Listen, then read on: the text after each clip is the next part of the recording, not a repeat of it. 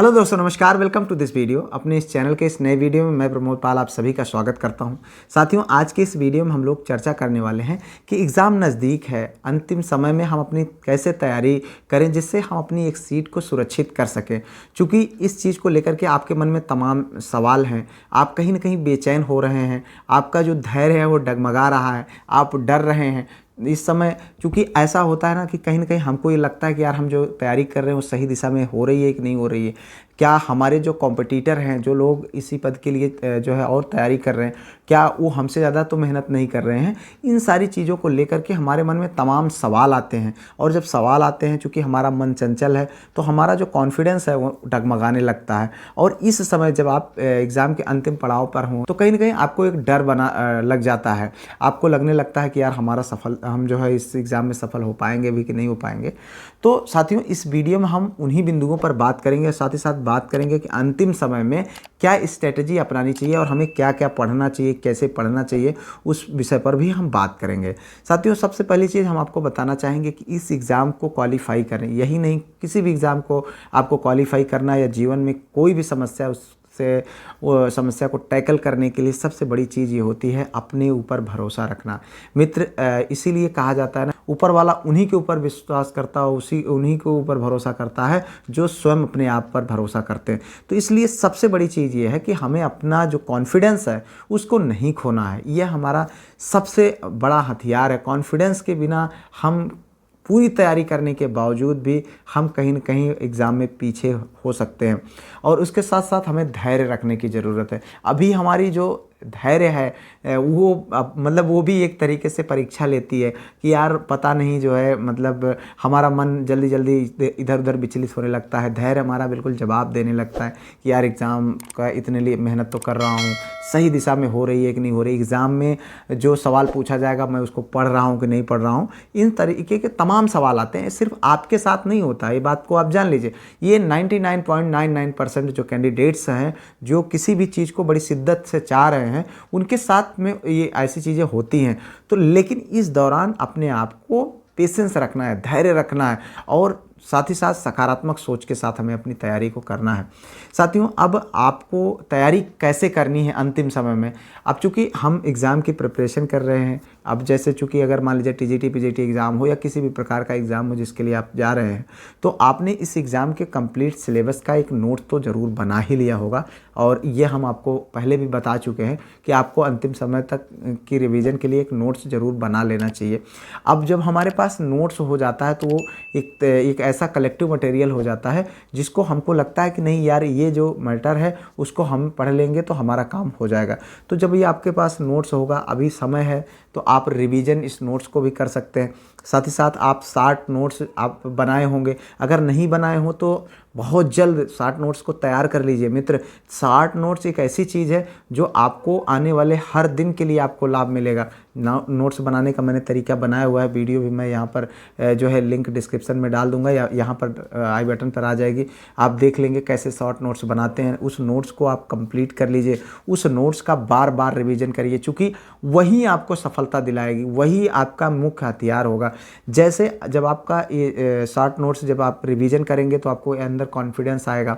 और जब short notes तैयार होती है, जब आप उसका रिवीजन करते हैं तो कहीं ना कहीं लॉन्ग नोट्स अपने आप सारी चीज़ें, क्योंकि जो इंपॉर्टेंट चीज़ें होती हैं वो आपने शॉर्ट नोट्स में लिख रखा होता है, तो पूरा टॉपिक आपका एक बार बिल्कुल रिवीजन होने लगता है। और कुछ साथियों के साथ यह भी समस्या होती है कि यार उनको लगता है कि मैं इतना पढ़ तो रहा हूँ पर ऐसा लग रहा है कि पीछे वाला भूला जा रहा है। ये स्वाभाविक सी बात है यार, इसको लेकर के बहुत परेशान ना होइए। समय समय पर सिर्फ आप रिवीजन करिए, शॉर्ट नोट्स बना रखिए। जैसे आप कोई भी टॉपिक है उसको छोटा सा चीज़ में संक्षिप्त तरीके से याद करने का तरीका समझिए कि हाँ वो मैटर, वो थोड़ी सी क्लिप अगर हमारे दिमाग में आ गई तो पूरी कहानी याद हो जानी चाहिए। इस तरीके की चीज़ें टाइप का आप शॉर्ट नोट्स बना लीजिए, रिवीजन करते रहिए। और उम्मीद करता हूँ जो लोग शॉर्ट नोट्स बना लिए होंगे, जो जिनकी तैयारी मतलब एडवांस लेवल पे वो कर रहे हैं, उनकी नोट्स तैयार हो, अपनी प्रिपरेशन को लगातार जो है धार दे रहे हैं। तो अब आपको क्या करना है मित्र, टॉपिक वाइज जो है अपने जो सिलेबस का कोई भी एक पार्ट आप उठा लीजिए, उस पार्ट का टॉपिक वाइज आपको प्रैक्टिस करने की ज़रूरत है। जब आप ऐसा प्रैक्टिस करेंगे तो कहीं ना कहीं उस टॉपिक पर आपको कमांड होता चला जाएगा। और उसके बाद फिर आपको प्रीवियस ईयर सॉल्व करना है, जो कि मैं बार बार ये चीज़ें आप लोगों को बताता हूँ कि प्रीवियस ईयर बहुत इंपॉर्टेंट रोल प्ले करता है। अब प्रीवियस ईयर में आप अलग अलग जो एग्ज़ाम्स हुए हैं, वो टीजीटी की अगर आप तैयारी कर रहे हैं, फिर भी आप टीजीटी की तैयारी कर रहे हैं, फिर भी आप पीजीटी की भी सॉल्व करिए। आप जो अदर स्टेट के एग्ज़ाम्स हैं टीजीटी पीजीटी के, उनको सॉल्व करिए। केवीएस के एग्ज़ाम जो टीजीटी पीजीटी के हुए हैं संबंधित विषय के, उनको सॉल्व करिए। आप ईएमआरएस के जो एग्ज़ाम हुए हैं, एनबीएस के जो एग्ज़ाम हुए हैं, उनको भी आप सॉल्व करिए। आप सॉल्व करेंगे बहुत मज़ा आएगा, बहुत ज़रूरी है यार। आप जब सॉल्व करेंगे आपके अंदर एक कॉन्फिडेंस आएगा, आप सारी चीज़ें जो है आपके पक्ष में होती चली जाएंगे। वहाँ पर जब अगर आप जैसे सॉल्व कर रहे हैं, कुछ चीज़ें आप गलत हो रही हैं, या एक पर्टिकुलर टॉपिक से आपके क्वेश्चन जो आप सॉल्व कर रहे हैं वो गलत हो जा रही है, उस टॉपिक को पढ़िए कि हाँ यार क्यों गलती हो रही है।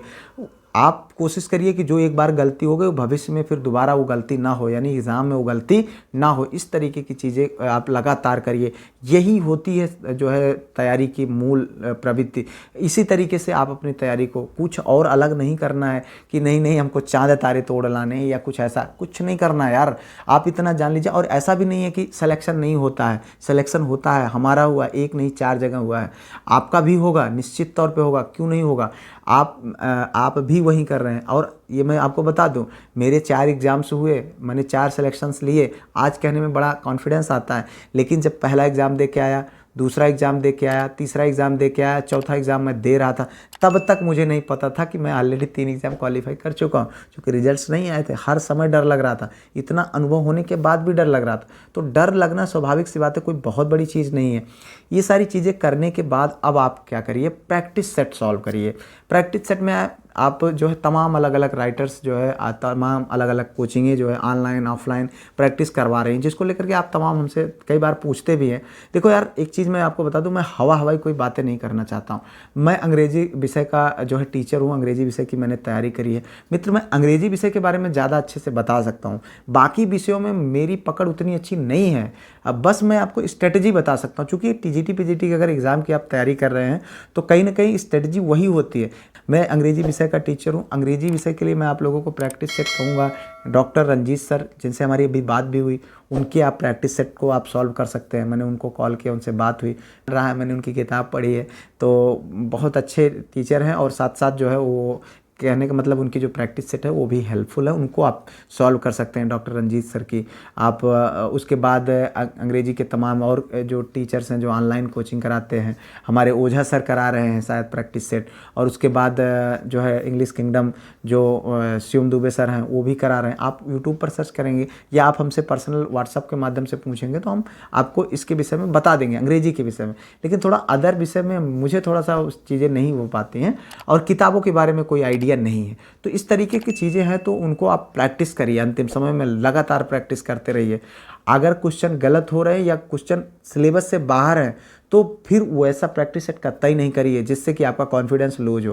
प्रैक्टिस सेट का मतलब होता है आपके अंदर सुधार हो, सकारात्मक सुधार हो। ऐसा नहीं कि कॉन्फिडेंस ही लूज हो गया, ऐसा नहीं करना है। इस तरीके से आप तैयारी करेंगे, निश्चित तौर पे आपकी एक सीट सुरक्षित हो जाएगी। फिलहाल अब इस वीडियो से विदा लेते हैं, मिलते हैं किसी और वीडियो में किसी और टॉपिक पर। तब तक के लिए जय Hind, Vande Mataram, best of luck.